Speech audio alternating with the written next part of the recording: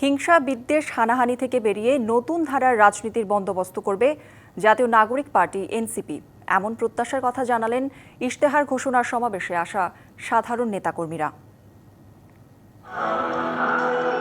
রবিবার পূর্ব নির্ধারিত ঘোষণা অনুযায়ী কেন্দ্রীয় শহীদ মিনারে জড়ো হতে থাকেন জাতীয় নাগরিক পার্টি এনসিপির নেতাকর্মীরা। মূল আনুষ্ঠানিকতা শুরুর আগেই পরিপূর্ণ হয় শহীদ মিনার প্রাঙ্গণ।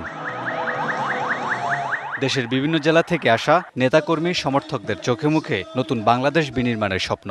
একটাই প্রত্যাশা, এই তরুণ সমাজ আগামী দিনে পার্লামেন্ট পর্যন্ত এই সারা বাংলাদেশ এবং বিশ্ব জয় করবে, এটা আমি আশাবাদী। আমরা আশা করি যে আমরা গত স্বৈরাচার শাসকের মতো কোনো বাংলাদেশের ভবিষ্যতে কোনো স্বৈরাচার শাসক না উঠুক।